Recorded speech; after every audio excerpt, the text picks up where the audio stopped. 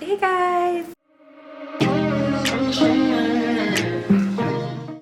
we are going to be trying to finish our TBR, read our TBR, that I can try to get a lot of these out and then I can read whatever I want. And I'm starting with Sarah. Well, so before we start, let me just say this. I already read By a Thread. I just got finished reading that. But then I was like, oh my god, this would be a great video to do because I feel like everyone always does it near the end of the month. Like, what if I do it at the beginning of the month and then by the end of the month I can kind of just read and do mood vlogs because that's kind of what I like to do. I just like to mood read. We are starting with Serenading Heartbreaks, and I can already say it's kind of sad. I'm only in chapter 3, but we're getting like kind of the backstory of her and Everett, and I love the name Everett. How whatever happens between them. Everett is Hendrix, which is her brother's best friend, and we're kind of just seeing him call her nicknames and notice little things about her so far. She noticed things about him from his family home and things like that. Really going. And I'm only on chapter 3, and my heart was already like bouncing out of my chest. I do not love triangles, and obviously this is the one that I'm reading it for because one of my prompts was a love triangle. I'm reading it for that, and I'm nervous, guys. I'm nervous. So you guys are gonna get all the goods while I'm reading this, and then we'll pick out another book or two off my TBR and see how that goes. But thank you guys for coming back and watching. It's gonna be,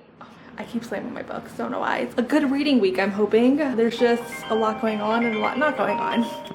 This is how vlogging in this room at nighttime is. Like, I'm sorry because it's shitty, but I'm sorry. So I am on chapter, I think 5 or 7. Well, I think I'm on chapter 6, and we're slowly seeing that they both have an attraction for one another, but obviously he's a year older. He's a troubled teen, comes from like an abusive home, things like that. So we're seeing her noticing these things, not only her, but like her brother, her dad, her parents, kind of like, basically that's like their third kid. Like, they're trying to do the best they can for him while also raising their 2 kids. So whenever he's having trouble at home, they let him come over and things like that. She knows that she has this crush on him, but she sees him for the first time actually making out with somebody else, and it like hurts her. And at first she doesn't like see why, because she's known that he's hooked up with other people before, but right now it's just like really hurting her.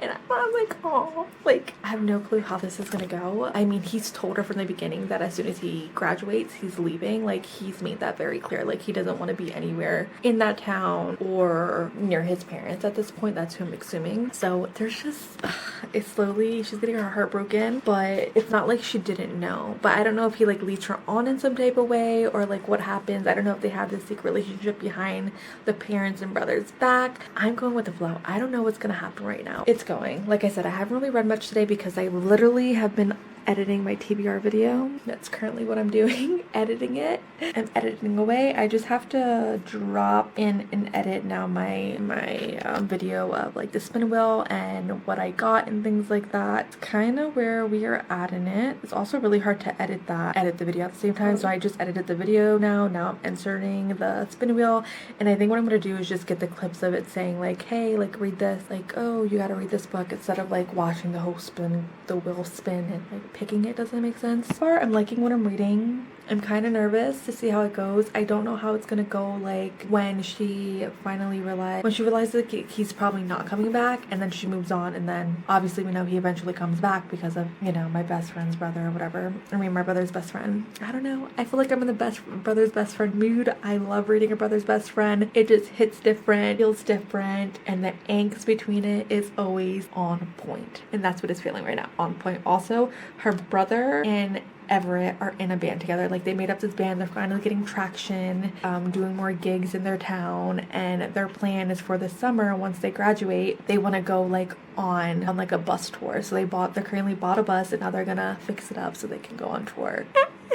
I'm just really liking it, which I'm kind of nervous because I'm really liking her, and I also like Everett, so I don't know when it's gonna go wrong and where she's going to fall for someone else, even though I know it's gonna happen because obviously he's gonna leave and she's not gonna wait for him, especially when he keeps giving her mixed signals. So you go, girl, you do you. Her name is Stevie. I actually really like, or is it Stevie, or is it, yeah, it's Stevie, because she said they call her Steve as her nickname, but yeah, it's Stevie, and I'm loving it. Okay guys, I'm loving it. I'm obsessed, and I'm about to eat it up once I'm done editing this. I'll probably update you guys before I go to bed. We'll see. I still got to take off my makeup and stuff. I'll update you in a little bit. Good morning. So I'm just gonna make coffee quick. Decided to come on here and update you guys on what I've been reading. I literally only have 2 hours left in the book. I was up till about almost 2 o'clock in the morning reading, and then I was like, shit, I need to go to bed. I have to get up early to get near. Then I ended up waking up late. About what's been going on in the book. First off, I didn't think I was gonna cry as much as I've been crying. I told you I'm a sucker for love triangles. I think I hurt. I think the situation just hurts. Not only does it hurt, but it's hurting me. You meet Aiden. He's a baseball player, very cocky, very sure of himself. Like, he knows what he wants and he just goes for it. I love that for him. I just think that no matter what, she's always going to love Everett. Like, no matter what the situation is, she's always gonna love Everett. Every time she sees Everett, it's like everybody else disappears. And it took her to seeing Everett at his lowest, because mind you, he has been at his lowest this whole time, but this is his lowest since he left. And you officially see him just shitty, just being so shitty to her. The things that he says was shitty. Even if he doesn't mean them, he's still saying them, so they mean something, you know? And then we have Aiden, who literally loves her. Things happen, they're together for a while, just a lot of things take place that I think even Aiden knew that no matter what, Everett's always gonna be her first love, the one that she's gonna love forever. And to not hurt himself, obviously you have to like protect yourself no matter what. It's just hard reading it. Like, I was bawling my eyes out. I felt it in my soul. Love triangles are one of those things that I feel like can be a very tricky situation, which I don't, like I said, I don't like reading it, so reading it is just making my heart hurt for all 3 in this situation. I just don't like it, but it's going. I hope Everett eventually like just gets it together. I don't know if she's ever gonna forgive him, but like, he needs to get it together. I'm on chapter 29 and I never wanted to cry as much as I want to cry for her right now, because what the fuck? As soon as she moves on with one of them, the other one pops back in, but then the other one gets mad and ends up leaving. It's a whole, God, I don't even know. It's a whole like just circle that she keeps on going in, and I'm frustrated for her and I want to cry for her, because she literally loved both these guys with all her, now I can't say all her heart, because one half was always to Everett and one half was to Aiden. But like, dude, every time she moves on and she's finally happy and she's finally just doing what she's doing and happy with the one guy, the other one pops in somehow. It just blows my mind. It blows my goddamn mind. It makes me so angry. Sorry, it's super ugly out. It's storming. Well, not storming, it's raining out. But I'm so frustrated for her. Like, I literally was about to just throw my freaking Kindle, because I'm reading it on my Kindle since I read faster on it. And Lord, oh, so mad how this keeps on happening, and then her feelings are confused because obviously she deeply loved both of them. I don't know what she's gonna do, and I literally want to cry. One of them is gonna continue getting their heart broken. That's just that. And this is why I don't read love triangles, because my heart is literally crushing, because I get both of the guys. Aiden is literally the perfect guy that you could ever want. He's caring, he's understanding, he's there for her whenever she needs it. And then we have Everett, who, yeah, he has cracks, he has wounds, he has a freaking deep, miserable past that has affected all of his decisions until this one decision. I feel for all of them, and I'm crying for all of them. And I just read her best friend's part, and she's like, let's face it, Stevie. Yes, you're not with either of them because it's not what you need right now, but it's also because, you know, her brows arched, you know, if you give one of them another chance, this is it. You kiss goodbye to one love for another. Broken and these are the love triangles that I absolutely dread and hate, because it's like you can see the potential of a relationship with both guys, and it literally breaks my heart, because one of them is going to be so brokenhearted knowing that this is the end of whatever could have been. And that's why I that's why I hate love triangles with all of my heart, because of this and how I'm feeling, and the dread feeling, not knowing that yes, whichever one she picks is going to be amazing love, but what about the other one? Broken, literally broken. Here we go again, crying. Absolutely, I think I've been crying basically this whole book, not like at the beginning, but maybe like halfway through it, when, you know, I feel like when you've been in love, like truly in love, like you know what she's feeling. I can't even imagine being in love, that deeply in love with 2 guys at the same time. I do believe that you can love multiple people at one time. I think that love has a funny way of just magically, not magically, but just happening without you even noticing it. So I feel for her. I'm so sad right now, especially because she's in this, he had his last straw. I want to predict who she's gonna go for, but I have no clue who. Like, I want to say it's gonna be Everett because of everything they're going through right now, the predicament that they're in. But then at the same time, I honestly think that she might go for Aiden. I have no clue. No clue whatsoever what's gonna happen, what's not gonna happen. All I know is that my heart hurts for her, and I hope that whichever one it is, that they're gonna be okay. And I feel like I'm talking about rude people, but like, you know, that they find their second love then. So hard. Because love is all consuming, and the way that she feels around both guys, it's just a shitty situation. Why not make it a why choose? This is why I love reading why chooses, because we don't have to deal with all these complicated feelings and things like that.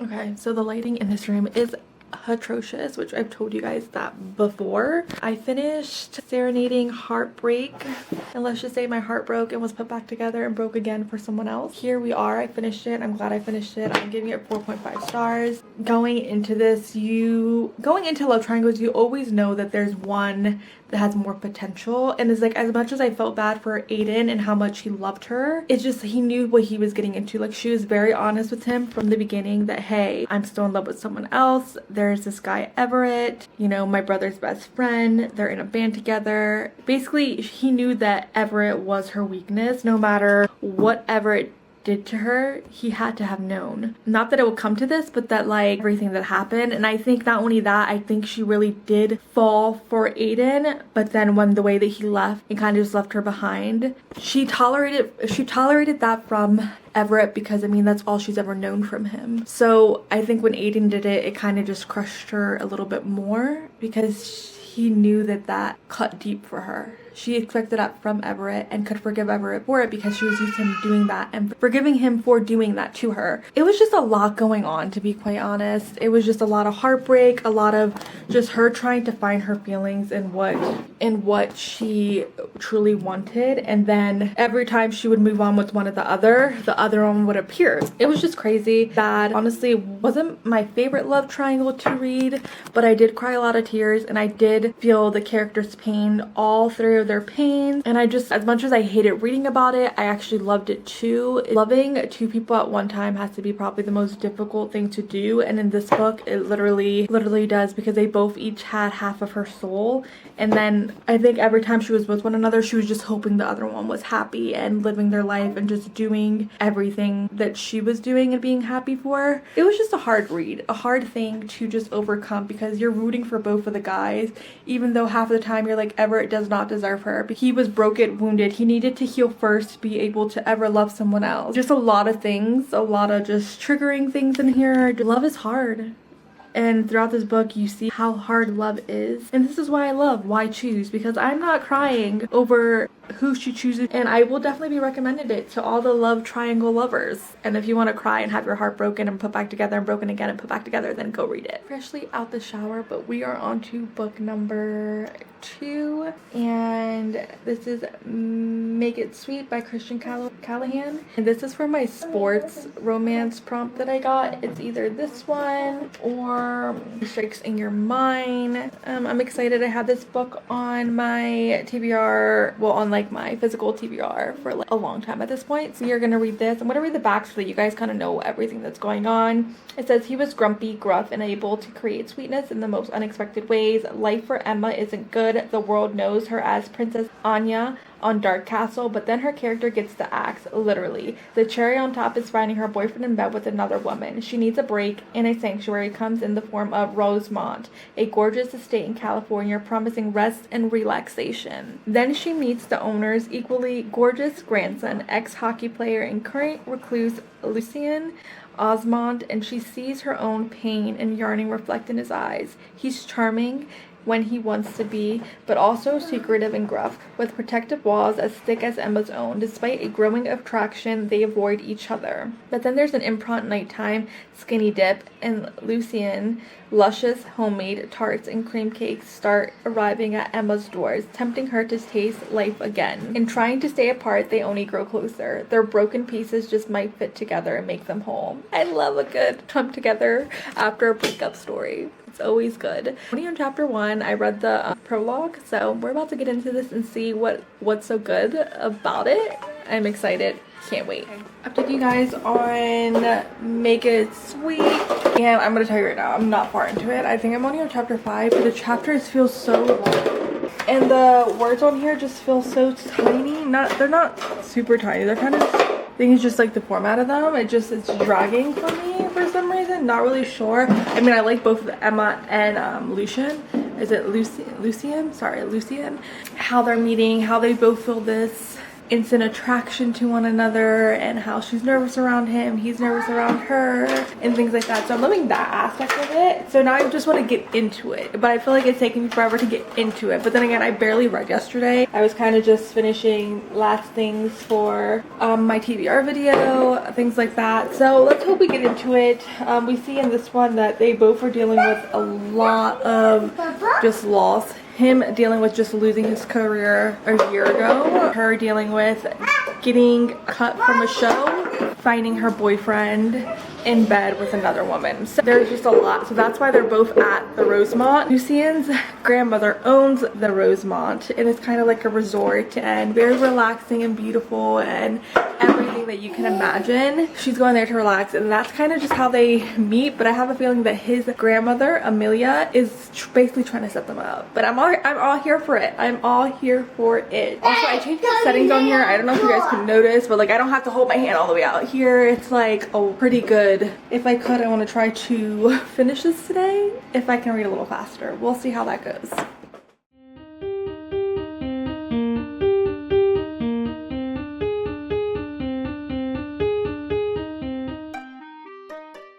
Hey guys, so I haven't updated you guys. It is, what is it? Today's Thursday.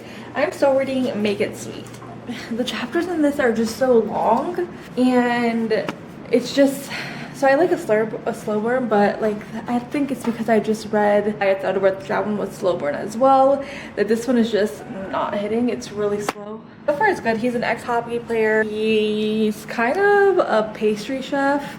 He learned from his grandfather, and he enjoys doing it when he's not doing hockey. And obviously with his whole situation going on with hockey, him retiring and not being able to go back because of concussions and things like that, he's very devastated with that. So now he's taking up pastries and he's really enjoying it. And then we have Emma, who obviously, like I said before, the whole situation, like he thinks that he's not good enough because of his condition and how erratic his moods can change. He feels like she deserves more than what he can give her, and she wants him and he wants her, but he's obviously fighting it. So we're waiting for, that's kind of where I'm at right now. He's at a wedding with her right now, or one of her co-stars, and everyone's just like so surprised that like, you know, he's a good guy and they like him. He saves the day at the wedding basically too. So it's just really cute. It's going, we have this slow burn going on, and we have little things that have happened, and the one bedroom trope right now, I don't know, there's just so much going on and I'm so excited for it. But we're about to go outside while my kids play out back and do their thing. I'm gonna read.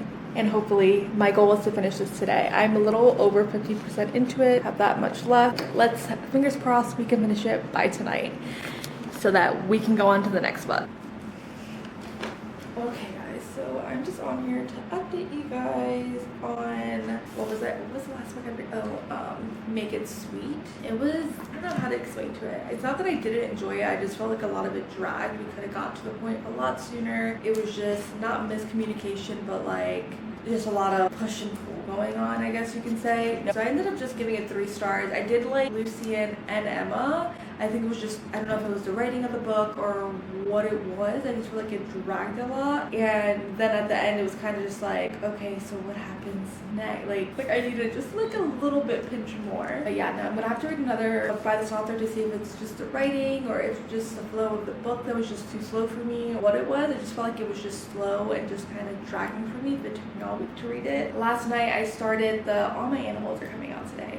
Last night I started the Paradise Problem, and this is for the prompt, the new releases, and I'm telling you right now, I'm loving it. I'm gonna predict now, I think this is gonna be a 5-star for me. I don't know what it is about Christina Lauren's writing, but it's just so fast-paced, it's easy to read, and literally have been laughing since like the first page. So I'm loving every second of reading it. I think I'm only like 30 No, maybe like I'm at the part where they're already like on the island. So Anna, she's just very funny and hilarious. And then we have Liam, aka Wes as he goes by, is just, he's like the various but brooding type, but deep down inside he's like kind of like laughing with her, thinking like what the fuck is wrong with her. And that's what I'm really loving about it. I'm recording this now because my kids are gone. My husband took them. It's been a rough week not reading. Okay, I'm taking that back. Not reading. Rough week with like sleeping, things like that. My son has been sleeping terrible this week. I think he's just going through a phase. It's like every couple months, it's like he does really good sleeping, and then bam, we get hit with something. And this week has been it. But yeah, so this is good. I don't think I told you guys what this is about yet, so let me just tell you guys what this is about after I just did like a little rant. So basically, Anna Green and Liam Weston, they got married in college just so she can get into family housing and make his life easier to get into family housing. She never knew that he was this billionaire or anything crazy like that, or what his family does for a living and their company, things like that. Like, she didn't know nothing, zero, nada. She married him. She's a struggling artist doing day-to-day jobs and just trying to survive and take care of her father and her father's medical bills and just things like that. So he ends up coming back to her 3 years later, saying like how he needs a favor from her, and then also dropping the bomb that they never got divorced, which she thought that they did. But once you read Anna, you see that she's kind of just a wildflower and just all over the place and just an artist, like true fashion form. An artist. So she agrees, but all these like kind of things that he wants her to do, like kind of like rules to follow while he's there, so that his family doesn't get the impression that they're actually not really together, that they are together. He has a rough relationship with his father, like they are not on speaking terms, haven't been speaking for the last 5 years. I'm hoping that we figure out what that is, because I think that's going to be a huge obstacle in this story. You can tell that his family like to hide a lot of things under it and kind of just let his father run things how he wants to be run, and Liam is not the type of person to just let him walk all over him, which I like. She did this whole big makeover before going to his sister's wedding, and it was just hilarious. It's just the way that she talks and the way that she jokes. I just really like it, and the feeling that I'm getting with this one is the feeling that I got with the Honeymooners when I first read it, and I absolutely loved it. So we're gonna see how and if I continue to keep loving this book. I think I'm gonna finish this actually today. Honestly, I don't plan on doing much today. I just plan on just relaxing around the house. I do have to clean eventually today, but I'm just thankful that my husband took my kids with him. I think I'm actually gonna go outside and drink some coffee and read, since I never get to do that without my kids following me out there. Also, like, how beautiful is this cover? I actually really love it. It's just giving me all the summer vibes that I want to be on the island. Literally the vibe that the book is giving. So I thought, why not add me making my pizza dough for the first time? And I did. Just got a recipe off of Pinterest.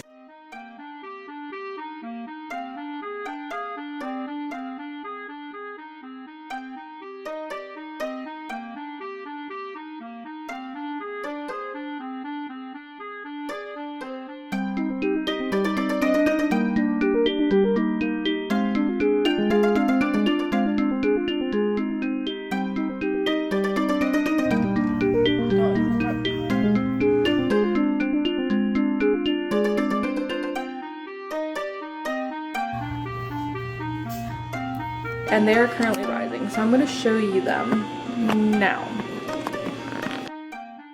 You guys seen how tiny they were whenever I rolled them? Like, not even rolled them, but just put them in a little ball. And they're slowly rising. I am just going to keep them there until almost the dinner time, and then we'll slowly start forming them into, you know, the pizza shape, like start shaping them into the pizza. We're doing like our own individual pizzas each, so I'll probably just cut one of those, like one of the big ones, into 4 smaller ones for the kids, because they're gonna decorate their own as well. But we'll see how it goes, or it doesn't go, or whatever the case may be. Hopefully it comes out good though. We're pizza lovers in this house. Probably if there's one thing on this earth that I can eat forever, it's probably pizza. They went on a walk while I cleaned and mopped, because having a bigger dog now, I feel like our house definitely smells a lot more like dog. So we're adjusting to that as well. Good morning. It is the next day, obviously. And I finished Paradise Problem. I ended up giving 5 stars, but I think I might give it 4.5 stars. Everything. I laughed the whole time. Got all the feels while reading it as well. There was nothing that was just like, oh my god. It just reminded me so much of the Honeymooner that I was just like, oh my god, this is gonna be at 5 stars. But I love the characters. I love the whole plot of it. I love everything about it. Now I am going on to Redeeming 6, which is for the prompt 500 plus pages. Should be going, well, I should fly through this. I'm just so happy to be back in this world. Shannon and Joey are probably one of my favorite characters in the book, and we can't forget about Johnny. But like those two couples are just so iconic, I think, and they make this series. I'm so excited to read about Gibbs and Claire too. Whenever I'm done with Redeeming 6, I definitely want to jump into that. It's probably next or sometime soon. I'm just excited. I'm so excited to be back in this world. I'm so excited to see what Joey's going to do, how Aoife's gonna handle everything. This book is gonna get real and deep very fast. I already know it. Currently in the timeline, because I did start last night, I'm only like 4 or 5 chapters in. We're currently in the timeline where it's right before Shannon starts at Tolman. It's gonna go good. I can't wait to update you guys on that and give you guys everything that I'm feeling while reading it, because I know I'm gonna get to see a little bit of Joey in Binding and Keeping 13. You see how Shannon is worried about him in those books. He's not a bad person. He's just trying to mask his pain. You know, they live a shitty life, so he's just trying to mask everything. He's basically the only one taking care of his brothers and sister. It's a lot.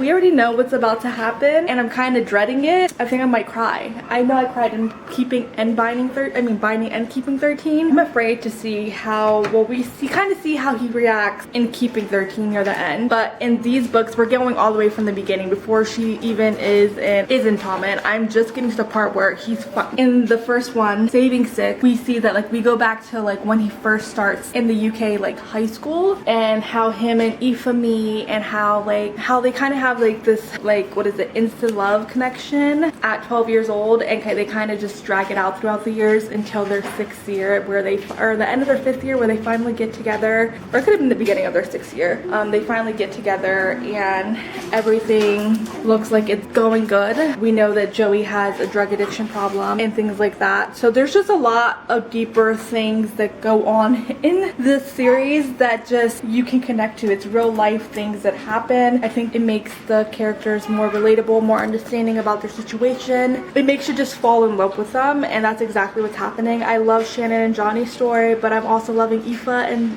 Joey's story. It's just touching my heart. I mean, especially having parents that have been addicted to drugs and things like that, so I totally understand. I continue this and probably cry, and I'm hoping I can finish it maybe tomorrow. Get a lot into it today, so we'll see how everything plans out and how everything goes. What is it, this edition of Redeeming 6? I'm kind of sad. I don't think she's gonna do a Taming 7 one like this. I would have totally bought it if I could. I don't think that she is though. I am only on chapter 6, so Showing Hearts, that's all I got to last night, but I'm also reading it on my Kindle because look at this bad boy. It's so awkward to hold this big book. I kind of wish it was more like floppy. It would have been so much easier to just hold. Do not mind that back there, my kids.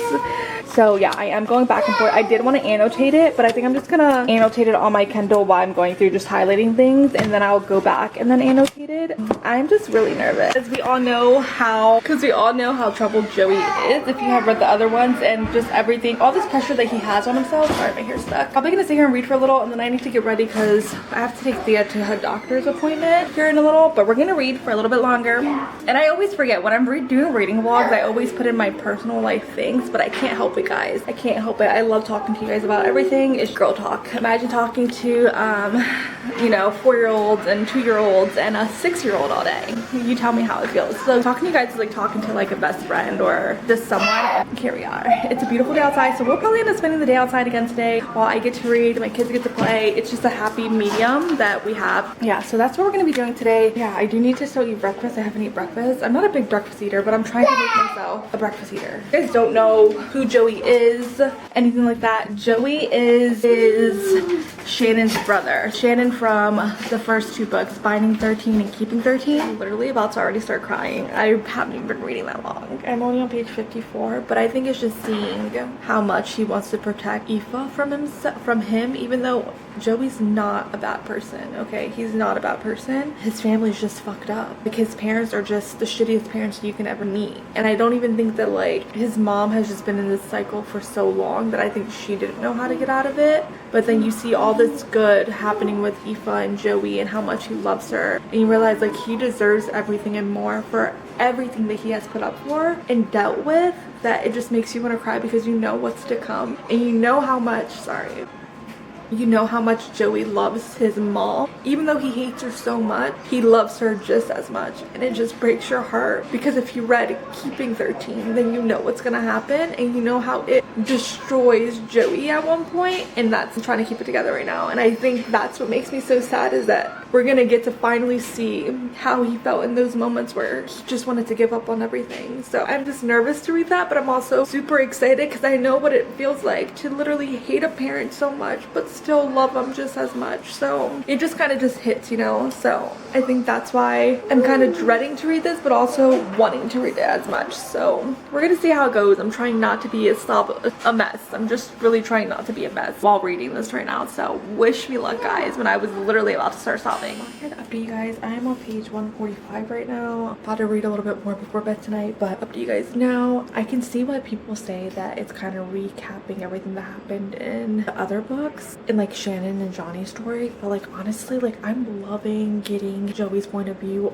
on everything that happened back then, because when we read Shannon's story, I feel like they kind of made it out to be like Joey just kind of let, like near the end, that Joey kind of just let the things that happen to Shannon. Does that make sense? And that like how he was just an addict, a druggie who basically was never there to like help. But I mean, like, mind you, that's not his responsibility. Like like Shannon and them are not his kids. So I can totally see why he felt all this pressure and wanted to escape the life that he wanted to be, the life that, you know, that he had at home. Just getting his point of view is just clearing up so much for me, and I'm honestly loving it. It's kind of just like one of those books where you get the guy's point of view, except you're getting the brother's point of view in it and other things that are going on. Just, I'm gonna try to get at least halfway through this tonight, so I got a lot of reading to do before anything else. Wish me luck, hopefully. I think tomorrow I'm gonna do my makeup too. I feel like when I do my makeup, it gives me motivation to want to be on camera. I love Joey's story, and I don't know if you guys can tell, but I've literally been crying. I literally been crying basically this whole book. I just know firsthand like about addiction and how that like literally changes a person and the way that they think, and literally it's a disease, like something that they truly can't control. And I think reading Joey's point of view just breaks your heart even more for him and Shannon, and like their whole experience, and getting this perspective from him, and just knowing everything that's going through his mind. But not only him, but having Aoife there sticking by his side through it all. It comes full circle. And literally, I'm telling you guys, I've literally been crying, because addiction is probably one of the hardest things to probably get through, and finally admit to yourself that you need the help. Mind you, both my parents have gone down that path. My mom is still going through down that path, unfortunately. It just hits a little bit home, and it's like everything he's feeling, like I'm taking it in and I'm feeling it. I don't know if that makes any sense. I don't know. It's just a very hard. A lot of people in my life have been addicted to different things, and not that it makes you understand, it just shows you how messed up that their head can be, and it just makes you hurt for them. It doesn't matter how much you love someone. If they don't want to get the help, they're not going to get the help, you know? So I felt like we've seen Joey go through each aspect of it. We've seen him getting really bad at the beginning and to the end of the first book in Saving Six, and then in Redeeming Six we see him probably through half of it clean, and how the way that he kind of just tries to keep himself pushing over, and how any small little thing is going to just trigger him to go back down that nasty path that he went through. And it's hard to read about. It's hard to read about because not only can a lot of people relate to it, a lot of people can probably understand it as well. So it's just one of those things where it breaks your freaking heart to see this amazing man go through all the things that he's going through and still be a better man than his father. It literally just blows my mind. I don't know, it's just a lot going through my mind right now. I think I am about 61% into it, so the goal is to finish it today. I have a lot of editing to do. I have my spin wheel, how many hours to read, the spin wheel picks, or whatever the case I'm gonna call it, that I need to still edit that whole video. There's just a lot of things I still need to do before the weekend, well, before Thursday, before we have family come into town. I'm gonna get all my reading done. After this, I just have to finish the prompt to finish, what is it? A series, and I'm reading the last novella in the series, and it'll be completely done, so that should be like super quick, and then that will be the end of me finishing my TBR for the month, and then I could have the next week to read whatever the hell I want to read. Like, what? I never did this before, so I'm excited. This whole series is just a tough series to read, because it's like, yeah, you feel bad for Shannon, but then you really get into Joey's mind and you see that he's the one who has been their parent. Like, you know, I don't know, it's just heartbreaking to see teenagers go through what these kids are going through. I just can't wait to finish Joey's story and just see him get his happily ever after, because he deserves it, I think, more than anyone. He deserves it. I finished Saving Six, and let's just say I cried like 90% of the book. It was a very emotional read for me. Just getting in Joey's head and seeing how felt and how defeated he was, it just literally broke me along with him. I was just a sobbing mess. My husband's looking at me like, are you okay? I'm like, no, I'm not okay. The things like this hit closer to home, I think especially when you deal with like a narcissistic parent, an emotional abuse parent, and things like that, like it just like you can relate and it just hits harder, if that makes sense. So I was just a crying, sobbing mess, and I just didn't know what to do with my feelings, like obviously him. I just really enjoyed it. I love that we got to go all the way from the beginning. I know a lot of people didn't like that, but I personally really did like that. I love that we got to go all the way from the beginning and then see his emotions through everything that we kind of read. Obviously, like we kind of read it, but we kind of read in what does it call it? Binding and Keeping 13. But we're getting it more in like Joey's perspective and what he was feeling during that time, how defeated he felt, things like that. I will say that Johnny's parents are godsend. Like what they did for the latch kids, like what they did for those kids, godsend, and how they kept them all together, and how even though Joey was already just 18, an adult, they still thought that it was a good idea to bring him in. I loved how Adele, how she was obsessed with Joey. I think she has a past dealing with all that, and just seeing how loving she was to Joey and how she was like, I want to keep you, you're the one I want. I was just all for it. I was obsessed. I loved it. Definitely a 5 stars for me. I think this whole series is a 5 stars for me. I'm gonna give it 100 because I absolutely loved every single book. Obviously we loved Shannon and Johnny, you know, we got them first, but I think Joey and Aoife have to be my favorite. They have to be my favorite, and I know everyone loves Johnny and Shannon. Don't worry, I love them too. But I think Joey, what he'd been through, I think taking on that role of a parent and being the oldest and always being there for your siblings, I feel like any first child knows what that feels like and can understand that. So I loved it. I loved every second of reading it. We're gonna be going into, I think I got like 2 5 stars in here, didn't I? So next book that we're gonna be reading, which is to complete a series, gonna be literally probably going to knock it out this morning, and then I'm just gonna spend the rest of the day editing. But it's gonna be the last little novella in this big boy, which is called Angel Baby and the Unholy Grail. We're gonna get to that now. It's literally probably 100 or something pages like that. So we're gonna get through it, read through that quickly, come back and give you my thoughts. What is it called? Baby Angel and the Holy Grail, not the Unholy Grail, the Holy Grail. Also, before I even like start talking about this novella, it's the last novella, I think the last little installation to the series. There's that, but also I wanted to go back to Saving Six.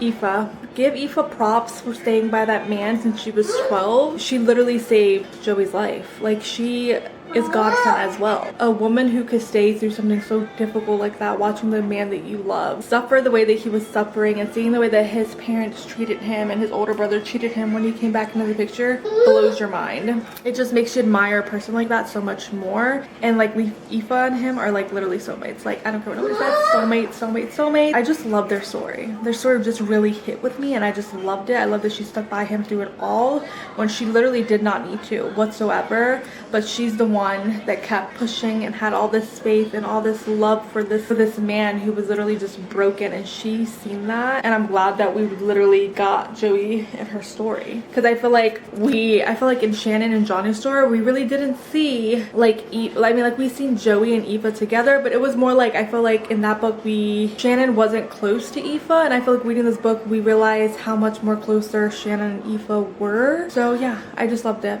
It's literally like maybe 35 minutes later. I already finished it, the Angel Baby and the Holy Grail. Honestly, I think they could have put that at the end of the 3rd book and it would have went perfectly fine as maybe like an extra epilogue or something. Yeah, so I just gave it 3 stars. Find out in one of the books why Ollie became an archangel, or yeah, why he came down to earth or something like that is because he lost the Holy Grail, and in this one obviously he's getting back the Holy Grail or something like that. So like, we could have totally got that at the end of the 3rd book. So yeah, so I officially completed that series. I don't know if there's gonna be like another novella eventually or something. I don't know. I don't think so. I would say that whole series for me was probably like a 3.5 star series. Wasn't bad. Just kind of just felt like rushed, and like their relationships developed very, very fast. Not that I need a super slow burn, but like something to lead up. I just felt like their relationship didn't get to marinate before it became this whole sexual thing. Here we are. I finished my TBR for the month, and it is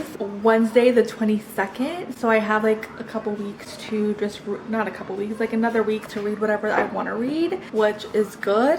This month I was determined to finish my TBR. It'd be like that every month, but I wanted to do a whole vlog of me reading my TBR, which was 6 books on my TBR, and I read them all in a little over a week. Yay me.